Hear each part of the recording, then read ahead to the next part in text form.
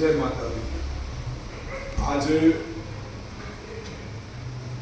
नवरात्र का महाअष्टमी है।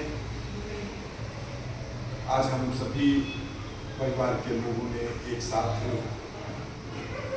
माँ भगवती के श्री चरणों को नमन करते हुए महाअष्टमी का हवन कराया। माँ से अपनी तमाम गलतियों के लिए क्षमा भी मांगी और आगे सब अच्छा हो।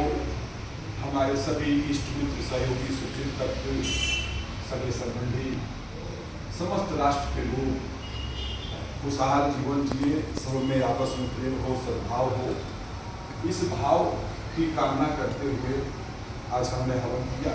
और साथ ही एक नव विचार का यहाँ से एक उद्गम हुआ जो हम आप सभी लोगों से साझा कर रहे हैं। और यह बात केवल इसी विचार के निमित्त आप सबको प्रेषित कर रहा हूँ।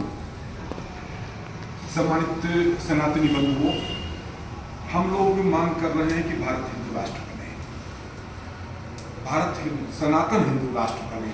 इस प्रकार की हम लोग मांग कर रहे हैं, प्रयास कर रहे हैं, अपनी बात सरकार तक पहुंचाने की कोशिश कर रहे हैं, जन जागरण का अभियान चला रहे हैं, लोगों में इस मुद्दे के ऊपर जो है चर्चा और परिचर्चा के लिए प्रेरित कर रहे हैं।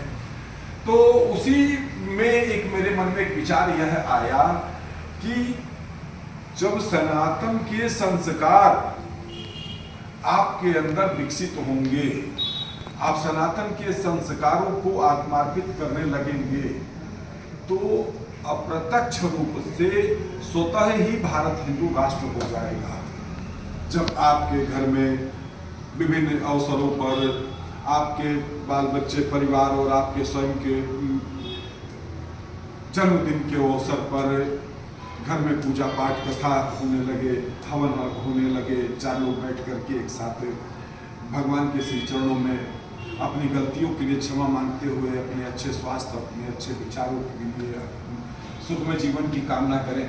तो इस प्रकार से जब हम आप सभी लोग धीरे धीरे अपने आचरण में हिंदुत्व को, सनातन को आत्मार्पित करने लगेंगे, अपनी पूजा पद्धति को आत्मार्पित करने लगेंगे, तो हम सबके अंदर स्वतः ही सनातन का भाव विकसित होगा। और सनातन के भाव को विकसित करने के लिए हम एक विशेष बिंदु पर आप सबका ध्यान आकर्षित करना चाहते हैं, और वो बिंदु ये है। देखिए, हमारे समाज में जातीयता का जहर जो है जनेऊ के बाद से हुआ है।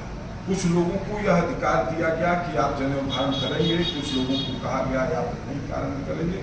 और आज बहुत से लोग इन्हीं सब पुरानी बातों को, रूढ़िवादी बातों को, तब के पता नहीं क्या परिस्थितियां थी, क्या हालात थे, क्यों उस समय इस प्रकार का कोई बात कही गई। अब उस पर हम बहुत ज्यादा कुछ नहीं कर सकते, लेकिन चलिए हम मान लेते हैं कि चाहे जो भी हो, जातीयता के आधार पर भेदभाव नहीं, कर्म के आधार पर भेदभाव व्यक्ति के साथ करना न्यायोचित है, लेकिन जाति के आधार पर किसी के साथ भेदभाव नहीं होना चाहिए। और हम यह समझते हैं कि उस समय शायद अनुसार ही कुछ व्यवस्था बनी होगी, लेकिन मैं उसके डीप में न जाते हुए यह बात कहना चाहूँगा कि मित्रों, आज इस हवन स्थल पर बैठे बैठे मेरे मन में विचार आया, और वो विचार असली ये है, मूल बात, कि लोगों को जनेऊ धारण करने का एक अभियान चलाया जाए। सनातन के विकास में जनेऊ की बहुत बड़ी भूमिका होगी। जनेऊधारी और तिलकधारी दो अभियान भारत रक्षा दल ट्रस्ट का धर्म जागरण, राष्ट्र जागरण अभियान चलाए। इसके लिए हम अपने सभी साथियों से समर्थन की अपील करते हैं। कोई बैठक भी निर्णय नहीं हुआ है, इसलिए अभी हम इस विचारधारा को हम इस हेतु आप सबको प्रेषित कर रहे हैं कि आप लोग इसमें अपने विचार दीजिए कि हम लोगों को दो कामों के लिए प्रेरित करें।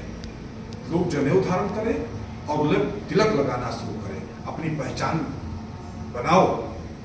इसलिए हमारा अनुरोध है मित्रों कि हमारी इस बात पे विचार करो, और आप सबका सहयोग समर्थन मिला तो भारत रक्षा दल ट्रस्ट का धर्म जागरण, राष्ट्र जागरण अभियान इस अभियान को एक मुहिम के रूप में सामने लाएगा। उसका स्वरूप क्या होगा, वो उसकी संरचना कैसे होगी, इस पर तो विचार बाद में किया जाएगा, क्योंकि देखिए धन का बहुत बड़ा रोल होता है और हम लोग के पास धन तो है।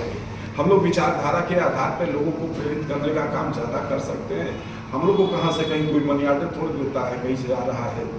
तो हम लोग आपस में मिलजुल करके कुछ न कुछ सहयोग से ये सब कुछ करने वाले हैं। लेकिन हमारी कोशिश इस बात की होगी मित्रों कि अभियान महाअभियान बने, लेकिन उसमें पैसा कम से कम खर्चा हो, जनता की भागीदारी बढ़े, कार्यकर्ता का सम्मान बढ़े और संगठन को पहचान मिले कि यह संगठन इस अभियान को लेकर के आगे बढ़ रहा है। तो साथियों, आओ इस अभियान से जुड़ो और अपने विचार हमें प्रेषित करो। जनेऊधारी तिलकधारी अभियान भारतीय जनता दल ट्रस्ट का धर्म जागरण राष्ट्र जागरण अभियान चलाना चाहता है।